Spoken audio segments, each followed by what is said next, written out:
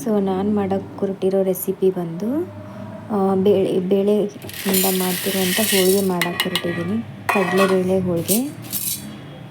So ನಾನು ಇವಾಗ ಇದನ್ನು ನೀಟಾಗಿ ತೊಳ್ಕೊಂಡು ಬರ್ತೀನಿ. ಸ್ವಚ್ಛಾಗಿ ಇದನ್ನು ತೊಳ್ಕೊಂಡಾಗಿದೆ. ಇದಕ್ಕೆ ನನಗೆ ಎಷ್ಟು ಬೇಕಷ್ಟು ನೀರನ್ನ ಹಾಕ್ಬಿಟ್ಟು ಬೇಯಿಸ್ಕೊತೀನಿ. ನಾನು ಒಂದು 5-6 ವಿಸಿಲ್ ಕೂಗಿಸ್ಕೊತಾ ಇದ್ದೀನಿ. ಸಂಪೂರ್ಣವಾಗಿ ಬೇಳೆ ಇವಾಗ ಬೆಂದ್ಬಿಟ್ಟಿದೆ, ನೋಡ್ತಾ ಇರ್ಬೋದು. ಇವಾಗ ನಾವು ಇದಕ್ಕೆ ಎಷ್ಟು ಬೇಳೆ ತೊಗೊಂಡಿದ್ವಿ ಅದರದ್ದು ನಮ್ಮ ಮನೆಯಲ್ಲಿ ಸ್ವಲ್ಪ ಸ್ವೀಟ್ ಜಾಸ್ತಿ ತಿನ್ನೋದ್ರಿಂದ ನಾನು ಅದರಿಂದ 2 ಬೌಲಷ್ಟು ಬೆಲ್ಲ ಹಾಕ್ಕೊತ, 1 ಬೌಲಷ್ಟು ಬೇಳೆ ತೊಗೊಂಡಿದ್ದೀನಿ, 2 ಬೌಲಷ್ಟು ಬೆಲ್ಲ ತೊಗೊತಾ ಇದ್ದೀನಿ. ಸೊ ನೋಡ್ತಾ ಇರ್ಬೋದು, ಬೆಲ್ಲ ಹಾಕ್ಕೊತಾ ಇದ್ದೀನಿ ನಾನು.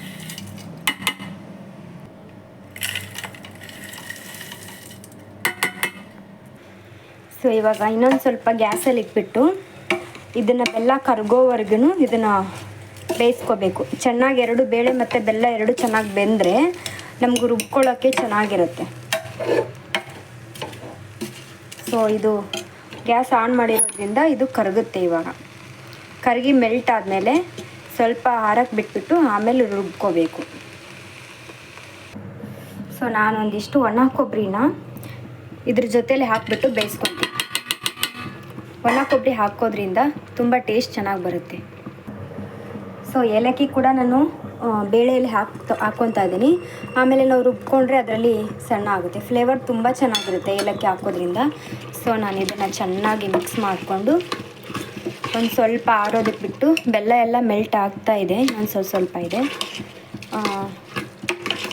ಇದು ಆರಿದ ಮೇಲೆ ನಾನು ಇದನ್ನು ರುಬ್ಕೊತೀನಿ. ತುಂಬ ಚೆನ್ನಾಗಿ ಬರುತ್ತೆ. ಸೊ ಟ್ರೈ ಮಾಡಿ. ಫೈನಲಾಗಿ ಎಲ್ಲ ರೆಡಿ ಆದಮೇಲೆ ಹೇಗಾಗಿದೆ ಅಂತ ಹೇಳೋಣ. ಸೊ ಹೋಳಿಗೆನ ಮಾಡ್ಕೊಳ್ಳೋದಕ್ಕೆ ಹಿಟ್ಟನ್ನ ಕಲಿಸ್ಕೊತಾ ಇದ್ದೀನಿ. ಅದಕ್ಕೆ ನಾನು ಹಿಟ್ಟಿಗೆ ಏನೆಲ್ಲ ಹಾಕ್ಕೊತಾ ಇದ್ದೀನಿ ಅಂದರೆ, ನಾನು ಅರಿಶಿನ ಪುಡಿ ಹಾಕ್ಕೊತಾ ಇದ್ದೀನಿ, ಆಮೇಲೆ ನೀರು ಹಾಕ್ಬಿಟ್ಟು ಮಿಕ್ಸ್ ಮಾಡ್ಕೊತೀನಿ. ಸೊ ನೋಡ್ತಾ ಇರ್ಬೋದು, ನಾನು ಈ ಒಂದು ಹದಕ್ಕೆ ಹಿಟ್ಟನ್ನು ಕಲಸಿಟ್ಕೊಂಡಿದ್ದೀನಿ. ಕಲಸಿದ ಮೇಲೆ ಸ್ವಲ್ಪ ಮೇಲ್ಗಡೆ ಎಣ್ಣೆಯನ್ನು ಹಾಕಿ ಇದು ಮಾಡ್ಕೊಂಡಿದ್ದೀನಿ. ಸ್ಮೂತಾಗಿ ಬರುತ್ತೆ ಹೋಳಿಗೆಗೆ, ಎಷ್ಟು ಸ್ಮೂತ್ ಇರುತ್ತೆ ಅಷ್ಟು ಚೆನ್ನಾಗಿ ಬರುತ್ತೆ ಹೋಳಿಗೆ. ಸೊ ನಾನು ಈ ಥರ ಹಿಟ್ಟನ್ನು ಕಲಸಿಟ್ಕೊಂಡಿದ್ದೀನಿ. ನೆನೆಯಕ್ಕೆ ಬಿಟ್ಬಿಡೋಣ ಇದನ್ನು. ಸೊ ನಾನಿವಾಗ ಒಬ್ಬಟ್ಟು ಸಾರು, ಹೋಳಿಗೆ ಸಾರು ಮಾಡೋದಕ್ಕೆ ಹಂಚಲ್ಲಿ ಹುರ್ಕೊಳಕ್ಕೆ ತೊಗೊಂಡಿದ್ದೀನಿ. ಹಸಿಮೆಣ್ಸಿನ್ಕಾಯಿ, ಕೊಬ್ಬರಿ ಮತ್ತು ಶುಂಠಿ, ಬೆಳ್ಳುಳ್ಳಿ, ಕರಿಕಾಳು ಇದನ್ನೆಲ್ಲ ನಾನು ಚೆನ್ನಾಗಿ ಇವಾಗ ಹುರ್ಕೊತೀನಿ. ಹುರ್ಕೊಳ್ಳೋದ್ರಿಂದ ಇದು ತುಂಬ ಚೆನ್ನಾಗಿ ಟೇಸ್ಟ್ ಕೊಡುತ್ತೆ, ಘಮ ಘಮ ಅಂತ ವಾಸನೆ ಬರುತ್ತೆ. ಸೊ ನೀವು ಒಂದ್ಸರಿ ಮಾಡಿ ನೋಡಿ ಮನೆಯಲ್ಲಿ, ತುಂಬ ಚೆನ್ನಾಗಿರುತ್ತೆ. ಸೊ ಇದನ್ನು ಚೆನ್ನಾಗಿ ಹುರ್ಕೊಂಡ್ಬಿಟ್ಟು ರುಬ್ಕೋಬೇಕು.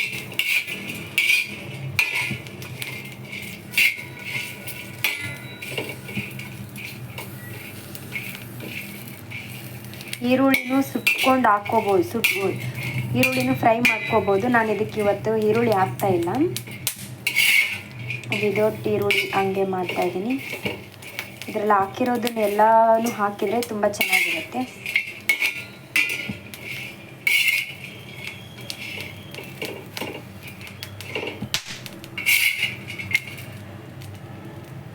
ಸೊ ನಾನಿವಾಗ ಟೊಮೆಟೊ ಕೂಡ ಹಾಕ್ಕೊತಾ ಇದ್ದೀನಿ. ಟೊಮೆಟೊನೂ ಇದರಲ್ಲೇ ನಾನು ಫ್ರೈ ಮಾಡ್ಕೊತೀನಿ.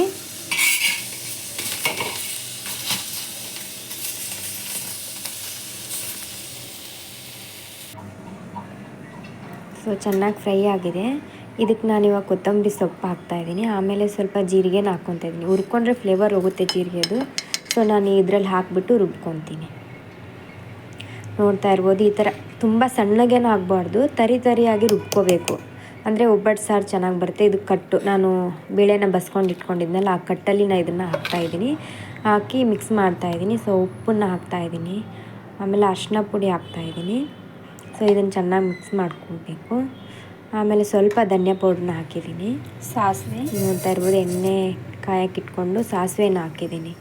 ಯಾವಾಗಲೂ ಫಸ್ಟು ಸಾಸಿವೆನ, ಇದಕ್ಕೆ ನಾನು ಜೀರಿಗೆ ಹಾಕಿದ್ದೀನಿ ಮೊದಲೇ ರುಬ್ಕೋಬೇಕಾದ್ರೆ. ಸೊ ನಾನು ಸಾಸಿವೆ ಮತ್ತು ಒಗ್ಗರಣೆ ಕೊಡೋಕ್ಕೆ ಸಾಸಿವೆನ ಯೂಸ್ ಮಾಡ್ತಾಯಿದ್ದೀನಿ. ಸೊ ಸಾಸಿವೆ ಚಟಪಟ ಅಂತ ಸಿಡಿದ್ರೇ ಅದು ಒಂಥರ ಹಸಿ ಇದ್ದರೆ ಚೆನ್ನಾಗಿ ಬರಲ್ಲ. ಸೊ ಚಟಪಟ ಅಂತ ಸಿಡಿಲಿ.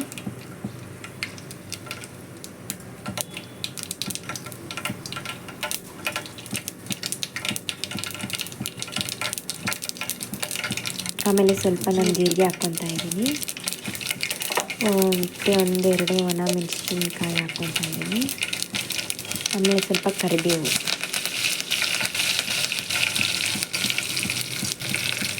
ಸೊ ನಾನು ಕಟ್ಟನ್ನೆಲ್ಲ ಸೇರಿಸ್ಕೊತಾ ಇದ್ದೀನಿ ಒಗ್ಗರಣೆ. ಸೊ ತುಂಬ ಈಸಿಯಾಗಿದೆ, ಆಮೇಲೆ ತುಂಬ ಟೇಸ್ಟಿಯಾಗಿರುತ್ತೆ. ಆಮೇಲೆ ಹುಣಸೆ ಹಣ್ಣನ್ನೇ ಇಟ್ಕೊಂಡಿದ್ದೀನಿ. ಒಬ್ಬಟ್ಟು ಸಾರಿಗಂತೂ ಹುಣಸೆ ಹಣ್ಣು ಬೇಕೇ ಬೇಕು. ಸೊ ನಾನು ಹುಣಸೆ ಹಣ್ಣನ್ನು ಸೇರಿಸ್ಕೊತಾ ಇದ್ದೀನಿ ಅದಕ್ಕೆ. ಆಮೇಲೆ ಉಪ್ಪು ಖಾರ ನೋಡ್ಕೊಳ್ಳಿ. ನಾನು ಇದಕ್ಕೆ ಖಾರ ಪೌಡ್ರ್ ಹಾಕ್ತಾಯಿಲ್ಲ, ಚಿಲ್ಲಿ ಪೌಡ್ರ್ ಹಾಕ್ತಾಯಿಲ್ಲ. ಯಾಕಂದರೆ ನನಗೆ ನಮ್ಮ ಯಜಮಾನ್ರಿಗೆ ಇಷ್ಟ ಆಗೋಲ್ಲ. ಒಬ್ಬಟ್ಟು ಸಾರಿಗೆ ಹಸಿಮೆಣ್ಸಿನ್ಕಾಯಿ ಹಾಕ್ಬಿಟ್ಟು ಮಾಡಿದ್ರೆ ಅವ್ರಿಗೆ ಚೆನ್ನಾಗಿ ಟೇಸ್ಟ್ ಕೊಡುತ್ತಂತೆ.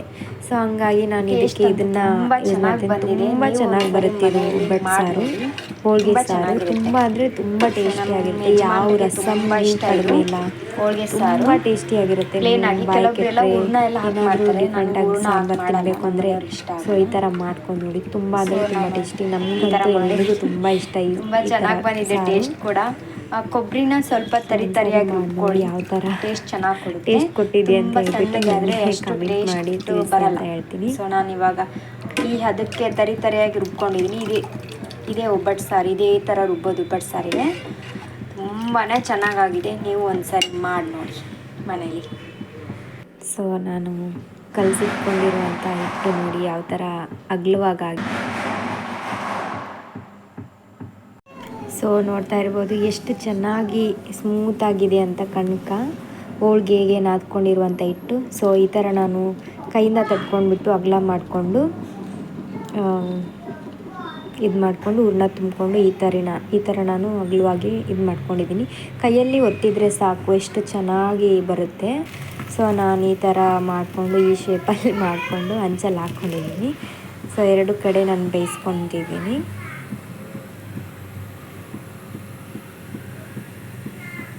ಸೊ ಈ ಥರ ಮಾಡ್ಕೊಂಡಿದ್ದೀನಿ. ಸೊ ನೀವು ಮಾಡ್ಕೊಳ್ಳಿ. ಕಾಯಿನ ಹಾಕೋದ್ರಿಂದ ತುಂಬ ಚೆನ್ನಾಗಿ ಬರುತ್ತೆ. ಒಣ ಕೊಬ್ಬರಿ ಮತ್ತು ಏಲಕ್ಕಿ ಹಾಕಿದ್ದೀನಿ, ನಾನು ಹಾಕ್ಬಿಟ್ಟು ರುಬ್ಕೊಂಡಿದ್ದೀನಿ. ಎಷ್ಟು ಚೆನ್ನಾಗಿ ಬಂದಿದೆ ಅಂತ ಹೇಳಿದರೆ ನೀವೇ ನೋಡ್ತಾ ಇರ್ಬೋದು. ಸೊ ನೀವು ಟ್ರೈ ಮಾಡಿ ಮನೆಯಲ್ಲಿ ಯಾವ ಥರ ಬಂದಿದೆ ಅಂತೇಳಿ ಕಾಮೆಂಟ್ ಮಾಡಿ ತಿಳಿಸಿ ಅಂತ ಹೇಳ್ತಾ, ಸೊ ಇನ್ನು ಯಾರೆಲ್ಲ ನನ್ನ ಚಾನಲ್ಗೆ ಸಬ್ಸ್ಕ್ರೈಬ್ ಆಗಿಲ್ಲ ದಯವಿಟ್ಟು ಸಬ್ಸ್ಕ್ರೈಬ್ ಮಾಡ್ಕೊಳ್ಳಿ, ಲೈಕ್ ಮಾಡಿ, ಶೇರ್ ಮಾಡಿ ಅಂತ ಹೇಳ್ತಾ, ಸಪೋರ್ಟ್ ಮಾಡಿ ಅಂತ ಹೇಳ್ತಾ, ನೀವು ಸಪೋರ್ಟ್ ಮಾಡಿದರೆ ನಾನು ಇನ್ನೂ ಬೇರೆ ಬೇರೆ ಥರ ಮಾಡಿ ವಿಡಿಯೋನ ಬಿಡ್ತಾ ಇರ್ತೀನಿ, ಡಿಫ್ರೆಂಟಾಗಿ ಮಾಡಿಬಿಟ್ಟು ಬಿಡ್ತಾ ಇರ್ತೀನಿ. ಸೊ ದಯವಿಟ್ಟು ಆದಷ್ಟು ಸಪೋರ್ಟ್ ಮಾಡಿ ಅಂತ ಹೇಳೋಕ್ಕೆ ಇಷ್ಟಪಡ್ತೀನಿ.